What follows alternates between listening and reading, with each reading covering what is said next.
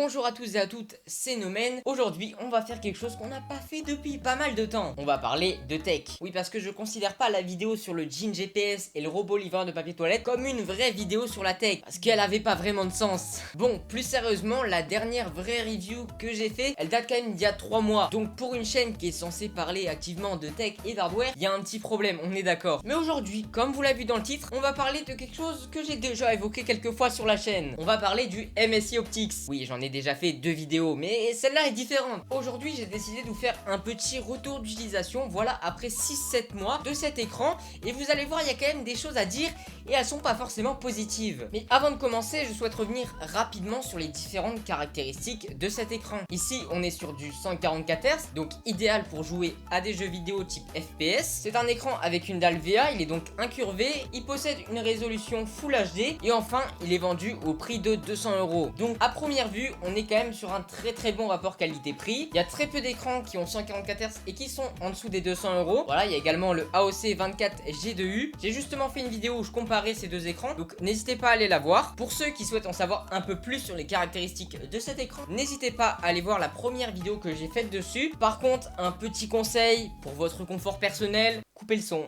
Coupez le son parce que voilà, c'est tourné au téléphone, le son est tout simplement dégueulasse. Sur ce, on va directement passer à mon avis, à mon retour d'utilisation, les choses positives que j'ai pu avoir avec cet écran, mais également les points négatifs qui sont pas inexistants, vous allez le voir. Tout d'abord, pour ce qui est des points positifs, les couleurs de l'écran. En effet, comme je vous l'ai dit, là on est sur une dalle VA, et je me souviens quand j'ai fait la première vidéo, j'avais dit que les couleurs étaient pas très bonnes, voilà, qu'on n'était pas sur la très bonne qualité. Bah, je disais n'importe quoi, hein.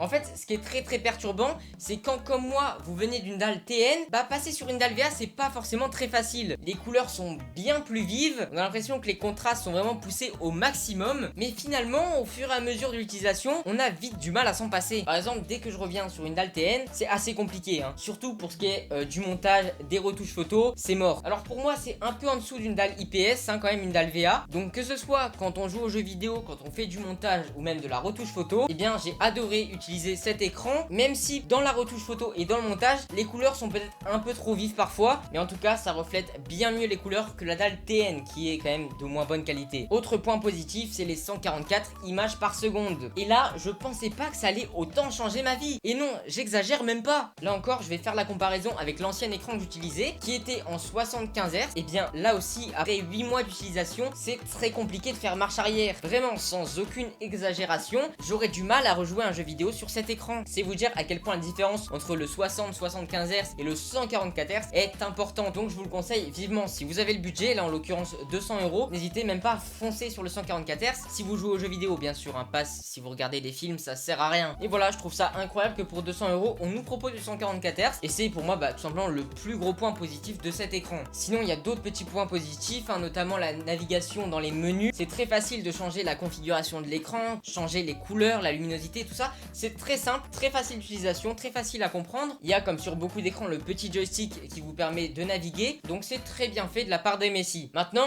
je vais vous parler des choses négatives sur cet écran qui, après 8 mois d'utilisation, se font de plus en plus ressentir. Tout d'abord, les haut-parleurs qui ne sont pas présents. Et ça, me demandez pas pourquoi, mais j'ai vraiment mis 3 mois à me rendre compte que il y avait même pas de haut-parleurs sur cet écran. Bon, ça c'est compréhensible, hein, pour le prix qu'ils aient supprimé les haut-parleurs, tout qu'en général sur ce genre d'écran la qualité est assez mauvaise. Et bon forcément, si vous utilisez cet écran tout seul, ça vous force à utiliser soit un casque, soit des enceintes, qui pour le jeu vidéo est quasiment normal au final. Deuxième point négatif, même si on est plus sur un bug, alors là je sais pas si c'est un bug qui est arrivé qu'à moi ou si c'est une généralité, mais en gros j'utilise cet écran comme écran console et écran PC. Donc quand je veux passer sur la console, j'ai un gros bug. Quand je passe sur la Xbox, en gros, j'ai un écran noir. Et pour que l'image s'affiche, et la plupart du temps, je suis carrément obligé de débrancher et de rebrancher l'écran. Donc c'est un peu chiant, c'est même très chiant. Et donc ça, c'est pas un bug qui arrive de temps en temps, non, c'est tout le temps depuis 2 mois environ. Donc n'hésitez pas à me dire s'il y en a qui ont également cet écran, si vous avez eu le même bug, parce que je trouve ça assez bizarre comme bug quand même. Dernier point négatif que j'ai eu, et là on est plus sur un bug, on est carrément peut-être sur un défaut de fabrication, en fait je sais pas trop. Au bout de 4 mois d'utilisation, j'ai eu un pixel mort tout simplement sur l'écran. Alors vous allez me dire, ouais mais c'est qu'un pixel, mais quand même